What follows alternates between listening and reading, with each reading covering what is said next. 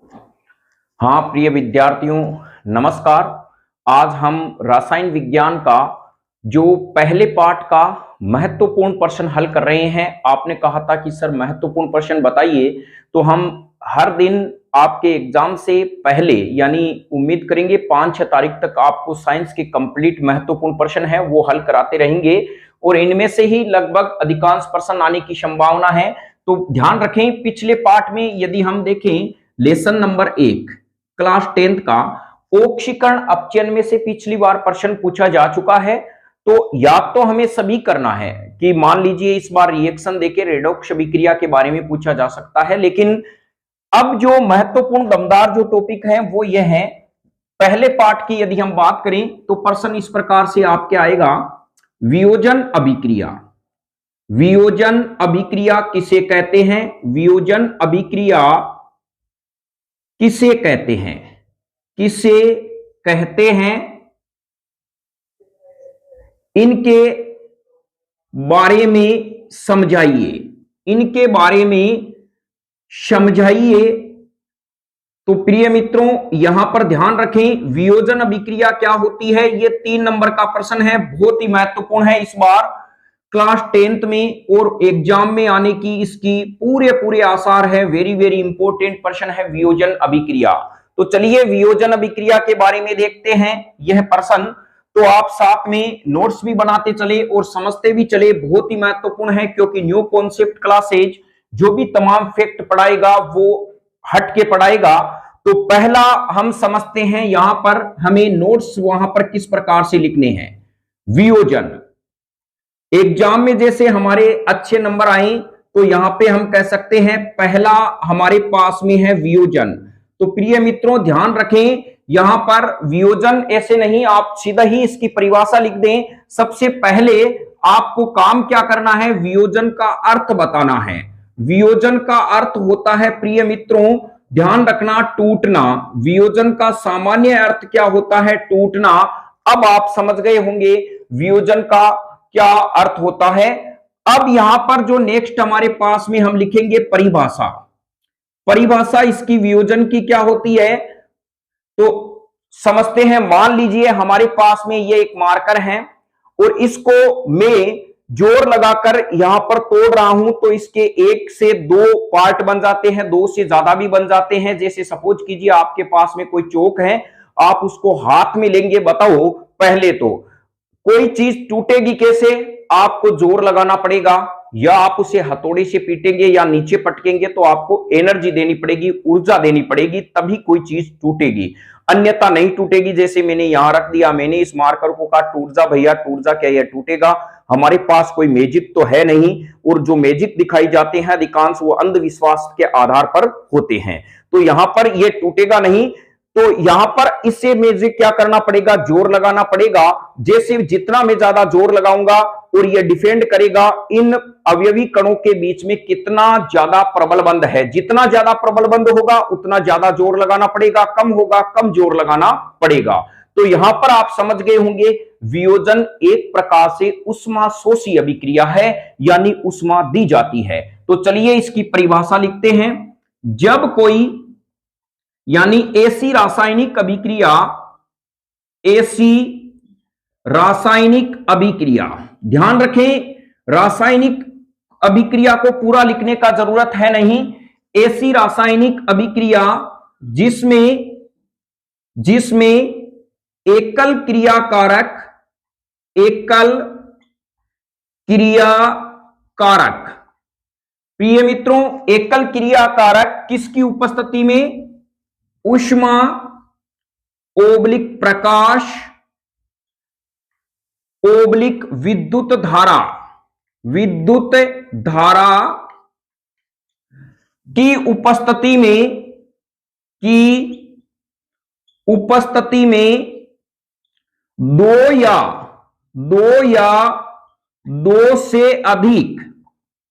दो से अधिक उत्पाद के उत्पाद, 2 या 2 से अधिक उत्पाद बनाते हैं तो इस अभिक्रिया को वियोजन अभिक्रिया कहते हैं। वियोजन अभिक्रिया कहते हैं। प्रिय मित्रों, क्या कहते हैं? वियोजन अभिक्रिया कहते हैं। और यहां पर वियोजन अभिक्रिया, यह थोड़ी हेडिंग में इस प्रकार से लिख देना, वियोजन अभिक्रिया। तो आप समझ गए होंगे प्रिय मित्रों, ऐसी रासायनिक अभिक्रिया, यह कॉमन फैक्ट है, सब में लिखना है, जिसमें यह जरूर लिखना है, एकल क्रियाकारक। एकल क्रियाकारक किसकी उपस्थिति में? उष्मा या ओब्लिक का मतलब चाहे तो आप उसे गर्म कर दो, चाहे तो आप उसको सूर्य में पटक दो। आप देखते होंगे बाल्टी या डस्टबिन काफी लंबे समय तक सूर्य के प्रकाश में पड़े रहते हैं, अपने आप उसमें जो है दरार आ जाती है, वो टूट जाते हैं। या विद्युत धारा की उपस्थिति में दो या दो से अधिक उत्पाद बनाते हैं, तो इस अभिक्रिया को प्रिय मित्रों क्या कहते हैं? वियोजन अभिक्रिया कहते हैं। अब यहां पर जो हमने लैंग्वेज लिखी है, उसका हमें गणितीय रूप में यदि हम समझाएंगे तो अच्छे मार्क्स हमें आएंगे। तो हम कहेंगे जैसे में प्रिय मित्रों हम क्या कहेंगे? मान लीजिए मेरे पास में यहां पर ए है और ये मेरे पास में क्या है? क्रियाकारक है। क्या है? क्रियाकारक। यह क्रियाकारक कौन सा है? एकल क्रियाकारक। और यह क्या करता है? ए है, कोई पदार्थ है मेरे पास में, यहां पर मैं दे रहा हूं उष्मा, इसको उष्मा के साथ साथ में मान लीजिए उष्मा, प्रकाश, या मैं दे रहा हूं इसको विद्युत धारा दे रहा हूं। तो ये क्या करेगा? B+C में टूट जाएगा। यानी देखिए उत्पाद के दो अणु बना लिए इसने, तो ये मेरे पास में प्राप्त होता है उत्पाद। और प्लस यहां पर ये जो तमाम फैक्ट हैं, ये सभी ऊर्जाएं हैं, तो यहां पर हम नोट लगा के लिख सकते हैं। देखिए यहां पर जब हम ऐसा बनाते हैं तो एग्जामिनर के आसानी से समझ में आ जाता है, एकल क्रियाकारक उष्मा, प्रकाश और विद्युत धारा की उपस्थिति में दो या दो से अधिक यानी पदार्थ बना रहा है, या अणु बना रहा है, या यौगिक बना रहा है, ये क्या कहलाती है? उष्माक्षेपी यानी वियोजन अभिक्रिया कहलाती है। अब यहां पर हम नोट लगा के इस प्रकार से फैक्ट लिख सकते हैं, उष्मा जो वियोजन अभिक्रिया है, वियोजन अभिक्रिया एक प्रकार से ऊष्माक्षेपी है, ऊष्माशोषी है। प्रिय मित्रों, ऊष्माशोषी अभिक्रिया का उदाहरण है। तो यहां पर आप समझ गए होंगे, ऊष्माशोषी अभिक्रिया एग्जाम में आ जाए तो वियोजन अभिक्रिया के एग्जाम पल आप टपका सकते हैं। एक पद से दो काम हमारे हो रहे हैं, तो यह महत्वपूर्ण फैक्ट है। ऊष्माशोषी अभिक्रिया भी वही होगी जो ऊष्मा देकर ऐसी रासायनिक अभिक्रिया जिसमें क्रियाकारक ऊष्मा ग्रहण करके उत्पाद में बदलते हैं, तो वो अभिक्रिया ऊष्माशोषी अभिक्रिया कहलाती है। और इसमें फिर हम ऊष्माशोषी पूछे तो उसमें लिख सकते हैं वियोजन अभिक्रिया एक प्रकार से ऊष्माशोषी अभिक्रिया है। पहले तो आपको एग्जामिनर को इस हिसाब से समझाना है। चलिए अब हम इसके लेते हैं उदाहरण, फिर हम लेंगे इनके प्रकार के बारे में, क्योंकि 3 नंबर का इस बार आरबीएससी या सीबीएसई का महत्वपूर्ण फैक्ट बिंदु माना गया है वियोजन अभिक्रिया। अब यहां पर हम कह रहे हैं उदाहरण, हमारे पास में इसके उदाहरण क्या होंगे? पहला उदाहरण हमारे पास में वियोजन अभिक्रिया का पहला ऑल ओवर हम उदाहरण लेते हैं, तो यहां पे कहेंगे कैल्शियम कार्बोनेट। इसका सूत्र प्रिय मित्रों क्या होता है? इसका नाम है कैल्शियम कार्बोनेट। जो इंग्लिश मीडियम वाले हैं वो ऐसे भी लिख सकते हैं, कैल्शियम कार्बोनेट। ये हो गया, लेकिन हमें हिंदी मीडियम में इसी प्रकार से हम उल्लेख करेंगे। अब देखिए प्रिय मित्रों, यहां पर हम इसको उष्मा दे रहे हैं, तो इसका मतलब गर्म का चिन्ह लगा देंगे। अब आप बताओ बनेगा क्या? ध्यान रखें, केमिस्ट्री का नियम होता है, जब भी आपके पास CO3 है, डेफिनेट CO2 बाहर निकलेगी। क्या निकलेगी? CO2। आपको कहे ऐसा कौन सा यौगिक है जो कार्बन डाइऑक्साइड गैस देता है, क्या HCl देता है? आप कहेंगे कैसे देंगे? आपको मैं कहूं कि प्रिय मित्रों आप क्या अंडा दे सकते हैं? आप कहेंगे सर हम अंडा कैसे दे सकते हैं? तो अंडा देने का काम पक्षियों का है।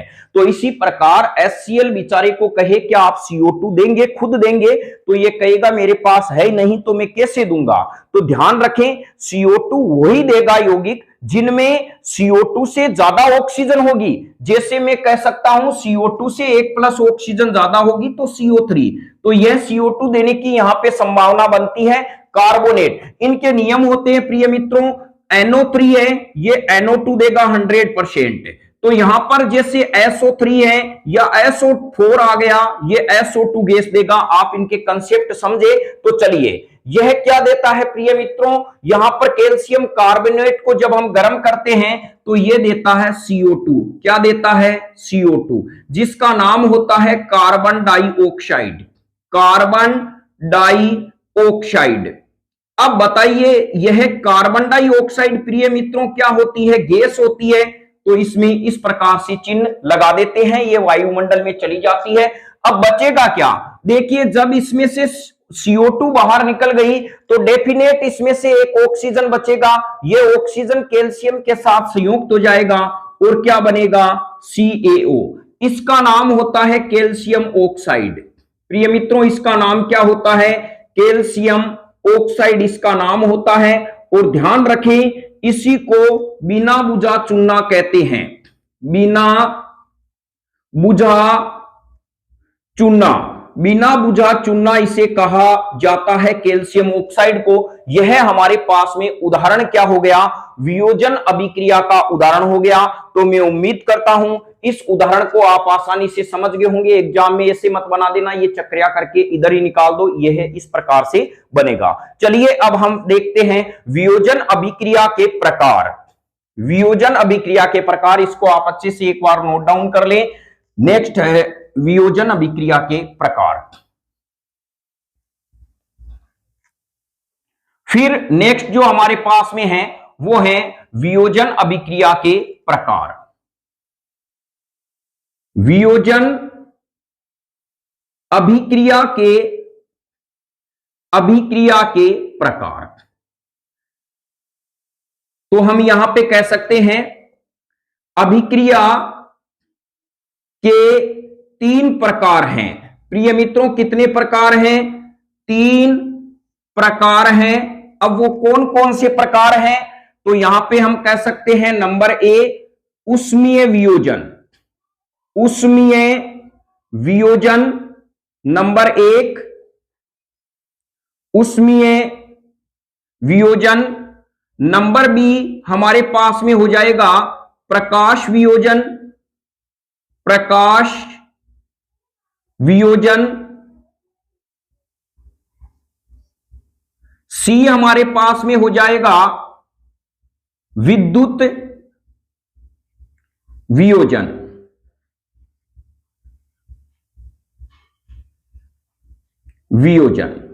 यह हमारे पास में प्रकार हैं। देखिए एग्जाम में जब भी आप अपनी नोटबुक में लिखते हैं उसको आप हम सोचते हैं कि किसी हिंट के माध्यम से या किसी डेस्क वर्क की सहायता से या किसी भी प्रकार से हम लिख सकते हैं।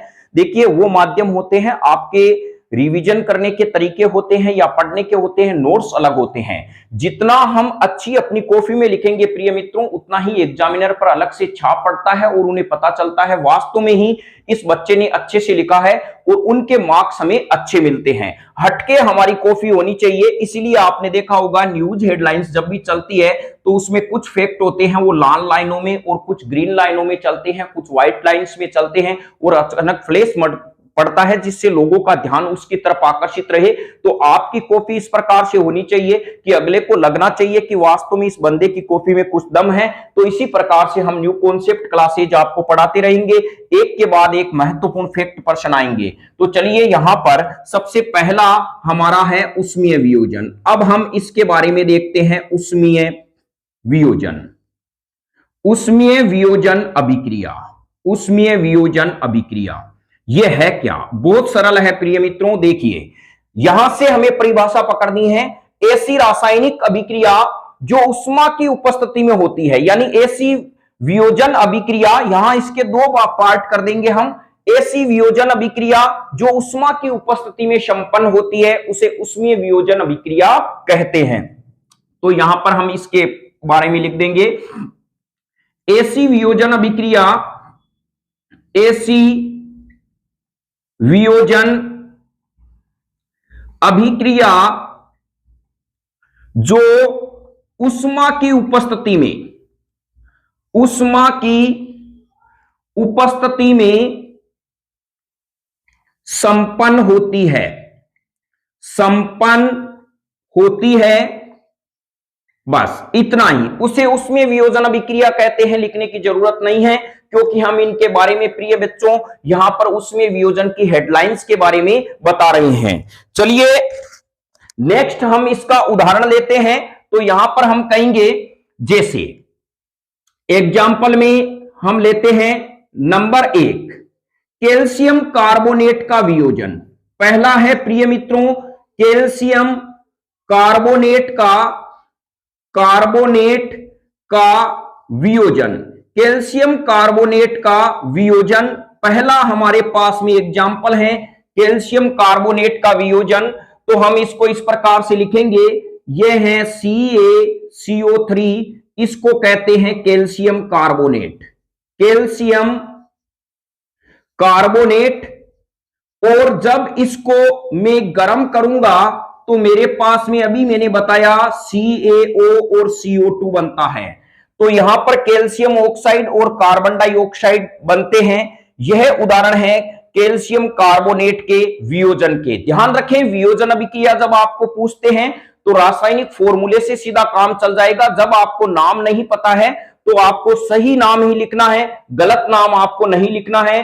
तो यदि नाम आपको पता नहीं है आप उसको छोड़ सकते हैं, लेकिन लिखते हैं तो और भी अच्छा माना जाता है। जैसे इसका नाम कैल्शियम ऑक्साइड है, इसका नाम कार्बन डाइऑक्साइड है। यह था उसमें वियोजन का पहला पॉइंट। अब देखिए हमारे एग्जाम के अंदर यदि हम देखें तो बुक्स के अंदर 3 एग्जाम्पल दिए गए हैं। एक दूसरा एग्जाम्पल दिया गया है लेड जो है नाइट्रेट का वियोजन। बी एग्जाम्पल है, यह वेरी वेरी इंपॉर्टेंट है इस बार।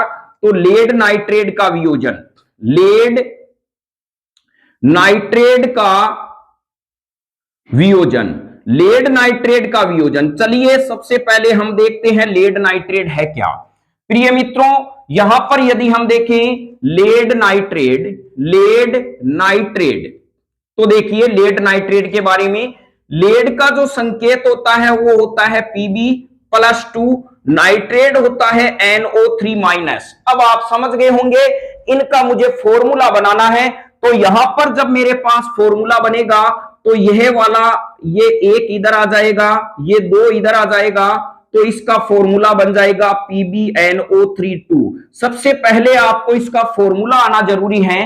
तो ये लेड नाइट्रेट का क्या हो गया, फॉर्मूला हो गया। अब हम लिखते हैं इसका वियोजन किस प्रकार से होता है। तो यहां पर ध्यान रखना, लेड नाइट्रेट का जब हम वियोजन करेंगे तो यहां पे होता है PbNO3 और यहां पे हमारे पास में ये, इसको कहा जाता है lead nitrate, lead nitrate, lead nitrate. और जब इसको मैं उष्मा देता हूं तो ध्यान रखें ये बढ़ाएगा क्या। सबसे पहले तो आप एक चीज समझ गए हैं, लेड नाइट्रेट प्रिय मित्रों यहां पर जब NO3 है, चलिए हम इसको समझते हैं। यहां पर आपके ऐसा एग्जाम्पल में परीक्षा में प्रश्न मिलेगा, बनेगा क्या, बस इतना ही आपको दिया हुआ मिलेगा, ये क्रियाकारक। अब हम सोचते हैं क्या बनेगा। देखिए यहां पर हमारे पास में है Pb, ये NO3 है, तो मैं इसको प्रिय मित्रों समझने के लिए इसको ऐसे भी लिख सकता हूं NO2O, फिर मैं NO2O लिख सकता हूं। यह यहां पर क्या है, 2 इस प्रकार जुड़े हुए हैं, एक मुझे और लेना है PbNO2O, NO2O। इस प्रकार हम अभिक्रिया को समझेंगे। तो यहां पर मुझे लेड नाइट्रेट के कितने मोल लेने हैं, 2 मोल। यानी जो क्रियाकारक पदार्थ या उत्पाद के पदार्थ की मात्रा ली जाती है उन्हें मोल कहते हैं। रासायनिक भाषा में इन्हें स्टाइकियोमेट्रिक गुणांक भी कहा जाता है। ये उच्च कक्षा के अंदर और अध्ययन करेंगे। तो ध्यान रखें, यहां पर लेड नाइट्रेट जैसे हमने 2 लगा दिया है, तो इसका हमारे 10th क्लास में कोर्स के हिसाब से हमें कितने लेने पड़ेंगे? 2 लेने पड़ेंगे। रटने की जरूरत नहीं है। लेड नाइट्रेट का फॉर्मूला होता है प्रिय मित्रों PbNO3 परीक्षा में कितने लेंगे? तो यहां 2 लिखा है, यहां 2 लगा देना। तो ये 2 लेड नाइट्रेट के मॉलिक्यूल्स हमें लेने पड़ेंगे, यानी कंपाउंड है। अब देखिए होता क्या है, जब भी प्रिय मित्रों यहां पर ये जो लेड नाइट्रेट गर्म होता है तो यहां पर बनेगा क्या?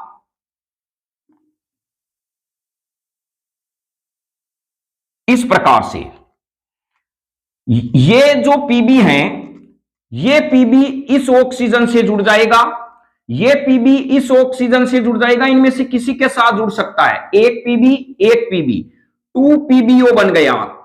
और ये 4 जो NO2 हैं ये बन जाते हैं 4 NO2 बना लेते हैं। ऑक्सीजन और ऑक्सीजन शेष पीछे बचा, ये बना लेता है O2। तो ध्यान रखें, ये नाइट्रोजन NO2 जो होती है वो भूरे रंग की गैस होती है। कैसी होती है? भूरे रंग की गैस होती है। तो मैं उम्मीद करता हूं लेड नाइट्रेट का वियोजन आप अच्छे से समझ गए होंगे। इस प्रकार हमने इसको समझाने का प्रयास किया है। एग्जाम में आप ध्यान रखना, जब आपके पास NO3 है तो 100% उसमें से NO2 गैस निकलेगी। क्या निकलेगी? NO2 गैस निकलेगी। तो चलिए हम इसके हिसाब से लिख देते हैं, क्या बनेगा। अब यह प्रोडक्ट में यहां पे लिख रहा हूं। तो प्रिय मित्रों आप समझ गए होंगे क्या उत्पाद बनता है। एक तो बनता है 2 PbO, एक बनता है 4 NO2 और एक बनता है ऑक्सीजन। तो यहां पर मैं उम्मीद करता हूं अब आपके लेड नाइट्रेट संबंधी परीक्षा में प्रश्न आए तो आप गलत नहीं करेंगे। इसका नाम होता है lead oxide. Lead oxide, lead oxide. इसका नाम होता है nitrogen dioxide, nitrogen dioxide, dioxide. और ध्यान रखें प्रिय मित्रों, यह होती है भूरे रंग की गैस। भूरे रंग की गैस होती है, भूरे रंग की गैस। और यह होता है ऑक्सीजन होता है। इसका पूरा नाम इसलिए लिख रहा हूं, यह परीक्षा की दृष्टि से महत्वपूर्ण है। अब चलिए इसका प्रश्न आता है, लेड नाइट्रेट के वियोजन को चित्र द्वारा समझाइए। उसमें वियोजन को पिछली बार भी क्लास 10th में विज्ञान में केमिस्ट्री के प्रिय मित्रों 10 नंबर के प्रश्न पूछे गए थे। तो अब यहां पर हम पहले यह कर लेते हैं, फिर हम इसका एक अलग से देखेंगे कि चित्र के द्वारा हम समझाएंगे उसमें वियोजन किस प्रकार से होता है। तो दूसरी रिएक्शन यह है। तीसरी है फेरस सल्फेट का वियोजन। तो चलिए तीसरा हम देखते हैं फेरस सल्फेट का वियोजन। तो वियोजन अभिक्रिया में तीसरा हमारे पास में सी एग्जाम्पल है फेरस सल्फेट का वियोजन। फेरस सल्फेट का वियोजन, फेरस सल्फेट का वियोजन किस प्रकार से होता है इसके बारे में देखते हैं। तो चलिए इसके बारे में देखें। तो यहां प्रिय मित्रों ध्यान रखना, फेरस सल्फेट जो होता है उसका वियोजन किस प्रकार से होगा। यहां FeSO4.7H2O यह सूत्र होता है फेरस सल्फेट का। फेरस सल्फेट यानी फेरस सल्फेट में 7 क्रिस्टलीय अणु पाए जाते हैं। जैसे हम कहें नीला तोता, उसका सूत्र होता है CuSO4 5H2O। फिटकरी जो होती है उसका सूत्र होता है K2SO4Al2SO4। जैसे हम कहें फिटकरी, फिटकरी के बारे में तो इनका होता है K2SO4Al2SO4 3 चॉइस H2O होता है। जैसे आपने जिप्सम के बारे में भी जाना है, जिप्सम होता है CaSO4.2H2O। यहां पर प्रिय मित्रों ये लवण के जल के अणु हैं। क्या है? लवण के क्रिस्टलीय जल कहलाता है।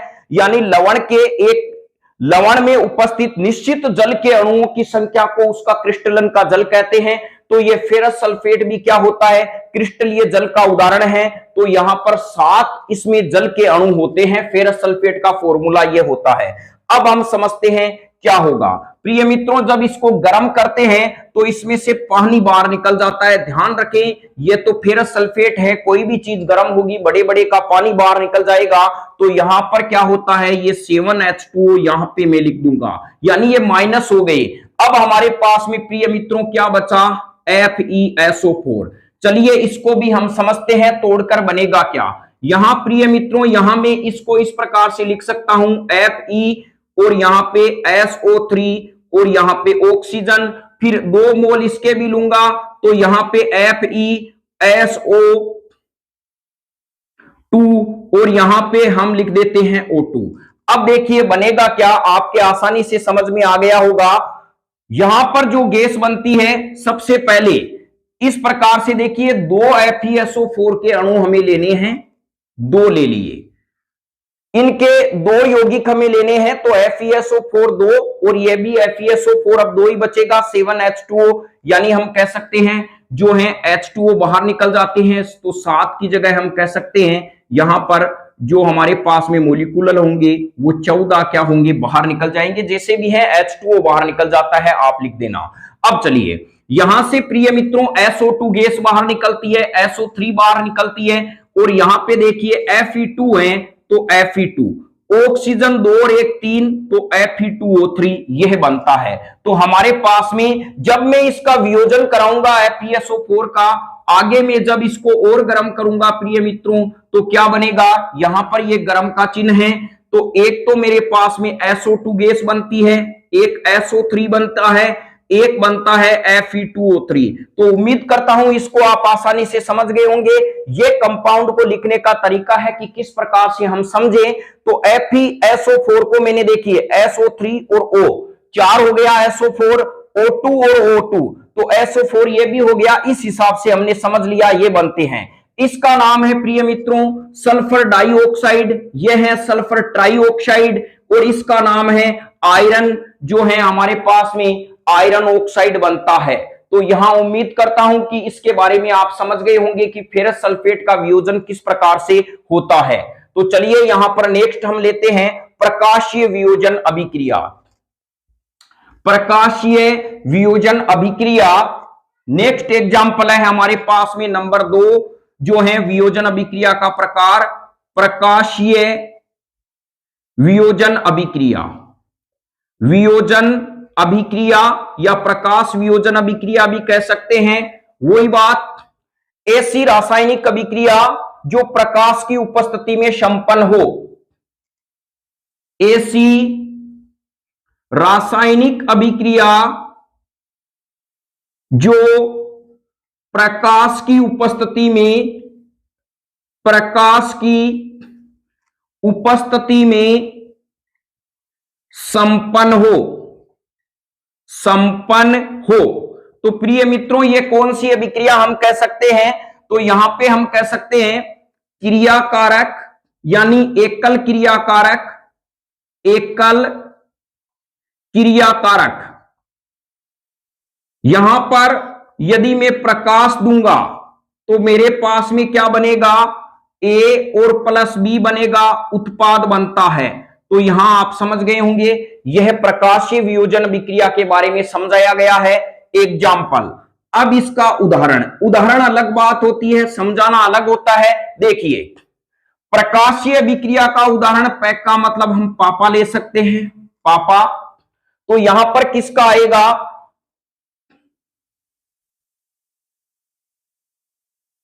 बाई यानी आई, पापा आई बाई, आई बाई। बाई का मतलब हम जान गए, यानी बाई का मतलब जो मम्मी होती है बाई, आई का मतलब हम जानते हैं पापा, बाई आई, एक दो बार बोले आप समझ जाएंगे।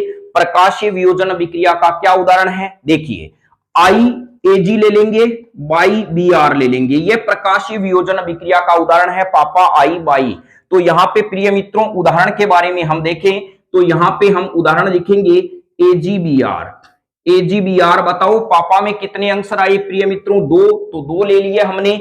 इसका मतलब हो गया सिल्वर ब्रोमाइड, सिल्वर ब्रोमाइड, इसका नाम है प्रिय मित्रों सिल्वर ब्रोमाइड है। जब मैं इसको प्रकाश की उपस्थिति में गर्म करूंगा, ध्यान रखें यहां प्रकाश लिखना जरूरी है, और यह प्रकाश है, या हम hν भी लिख सकते हैं, क्योंकि फोटोन की जो ऊर्जा होती है वो आइंस्टीन के अनुसार E बराबर hν होती है, यानी हम कहें ये प्लैंक का स्वेग नियतांक है, और E बराबर mc² भी होता है, यह आइंस्टीन के द्वारा दिया गया समीकरण है। प्रकाश की ऊर्जा हमेशा फोटोन के रूप में होती है, चाहे प्रकाश या एच म्यू लिख दे। बनेगा क्या, इन दोनों के बीच में प्रिय मित्रों वियोजन होगा, ये टूटेगा तो 2Ag बन जाएगा। ब्रोमीन को हम लिखते हैं Br2।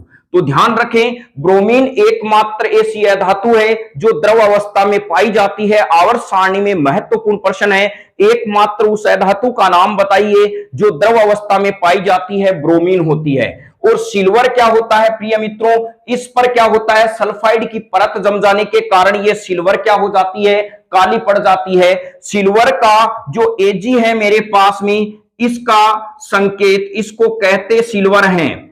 लेकिन लेटिन भाषा से प्रिय मित्रों, लेटिन जो भाषा है इसका नाम अर्जेंटम होता है, अर्जेंटम, इसीलिए इसका प्रतीक Ag होता है, यह भी ध्यान रखें। यह हमारे पास में है चांदी और यह है ब्रोमीन। और एक और बात आप ध्यान रखें, सोने के बाद में चांदी ऐसी धातु है जिसमें आघात वर्तनीयता और तन्यता का गुण सबसे ज्यादा पाया जाता है। सोने के बाद में सबसे ज्यादा सोना, फिर उसके बाद चांदी। और चांदी ही विद्युत की सर्वोत्तम सुचालक होती है क्योंकि इसकी प्रतिरोधकता का मान सबसे कम होता है, माइनस में होता है, बहुत कम होता है, इसलिए चांदी विद्युत की सर्वोत्तम सुचालक है।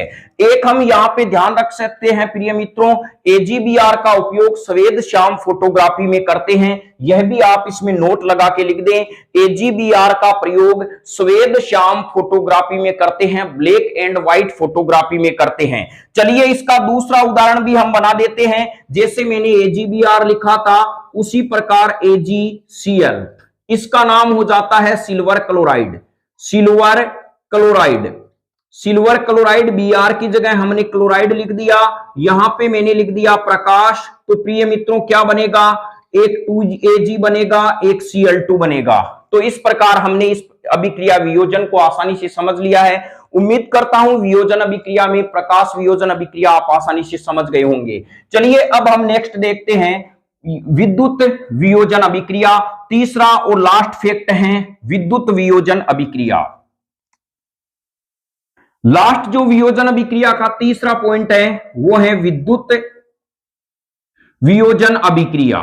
वियोजन अभिक्रिया, विद्युत वियोजन अभिक्रिया यानी ऐसी रासायनिक अभिक्रिया, ऐसी वियोजन अभिक्रिया, वियोजन अभिक्रिया जो विद्युत धारा की उपस्थिति में, विद्युत धारा की उपस्थिति में संपन्न होती है, धारा की उपस्थिति में संपन्न होती है, संपन्न होती है, उसे विद्युत वियोजन कहते हैं। जैसे में हम लिखेंगे, मान लीजिए हमारे पास में है एकल क्रिया कारक, एकल क्रिया कारक। प्रिय मित्रों यहां पर हम क्या लगाएंगे, विद्युत धारा इसमें डालेंगे, विद्युत धारा प्रवाहित करेंगे तो A+B बन जाएगा और ये बनेगा उत्पाद। अब हम कहें इसका उदाहरण क्या है, बहुत ही सरल इसका एग्जाम्पल है उदाहरण। उदाहरण में हम बात करें H2O की, इसका मतलब है जल। और यहां पर ध्यान रखें जब इसमें विद्युत धारा प्रवाहित करते हैं, विद्युत धारा, तो यहां पर ये 2H2O हैं। क्या है, 2H2O लेने पड़ेंगे। क्यों लेने पड़ेंगे प्रिय मित्रों, देखिए जब इसका वियोजन होगा यहां से ये बॉन्ड यहां पे ये टूटता है, जैसे H2O की संरचना ऐसी होती है, एग्जैक्ट संरचना इसकी ऐसी होती है। जब आप उच्च कक्षा में जाएंगे तो इस प्रकार की इनकी संरचना होती है। H2O होता है वो V शेप में होता है, जल की जो संरचना होती है प्रिय मित्रों वो V शेप में होती है। यह भी ध्यान रखें, आप इस चैनल से जुड़े हैं तो 11th और 12th की केमिस्ट्री भी आपको निःशुल्क मिलेगी, क्योंकि हमारा उद्देश्य है घर घर में विज्ञान की अलख जगाना और भारत का विकास करना। तो यह V शेप में पाया जाता है H2O, ये अबंधित इलेक्ट्रॉन है, इसकी आगे चर्चा होती रहेगी। चलिए यहां पर बंध टूटेगा तो देखिए यहां एक H2 बन गया, एक ऑक्सीजन बन गया, जबकि ऑक्सीजन ये नवजात है, ये परमाणविक अवस्था में है। अस्थायी होता है, ये आणविक अवस्था में स्थायी होता है, ये O2 बनाएगा। तो यहां पर जब O2 बना लेता है ये, तो ये समीकरण को संतुलित करने के लिए हमें इस प्रकार से 2 लगा देते हैं। तो ये ध्यान रखें, इस प्रकार से 2 लगाने से यह हमारे पास में यह कंपाउंड प्राप्त हो जाते हैं, तो ये हाइड्रोजन भी 2 हो जाते हैं। अब हम ये विद्युत धारा का वियोजन हो गया। अब प्रिय मित्रों ध्यान रखें, यहां पर H2 और O2 कहां पे प्राप्त होते हैं? ऑक्सीजन पर होता है माइनस आवेश, हाइड्रोजन पे होता है प्लस। तो यह क्या करेंगे? अपने विपरीत इलेक्ट्रोड की तरफ गमन करेंगे। ये वाला तो जाएगा प्लस इलेक्ट्रोड की तरफ, ये जाएगा माइनस इलेक्ट्रोड की तरफ। और जो प्लस इलेक्ट्रोड है इसको कहते हैं एनोड, विद्युत अपघटन में माइनस वाले को कहते हैं कैथोड। जब आप न्यू कॉन्सेप्ट क्लासेस से जुड़े हैं तो धैर्य रखें, जब हम इसका विद्युत अपघटन के बारे में पढ़ेंगे तो यह चित्र पिछली बार आ भी चुका है कि लवण के विद्युत अपघटन का नामांकित चित्र बनाइए, 2 नंबर का प्रश्न आ चुका है। तो प्रिय मित्रों ध्यान रखें, आप न्यू कॉन्सेप्ट क्लासेस से लगातार वीडियो से जुड़े रहें। हम तमाम वो इस बार प्रश्न लेके आएंगे जो चित्र हैं, संभावित चित्र हैं, एग्जाम में आ सकते हैं। तो उनके सभी डायग्राम को हम एक ही वीडियो में संपन्न करने का प्रयास करेंगे। तो चलिए यहां पर समझ गए तो आप थोड़ा सा ये जरूर लिख देना, ये जो माइनस वाला है ये प्राप्त होता है एनोड पर। ऑक्सीजन गैस कहां पे प्राप्त होती है? एनोड पर। और हाइड्रोजन गैस प्रिय मित्रों कहां प्राप्त होती है? कैथोड पर। यह 1 नंबर का सीधा प्रश्न बन गया। प्रश्न ये आ सकता है जब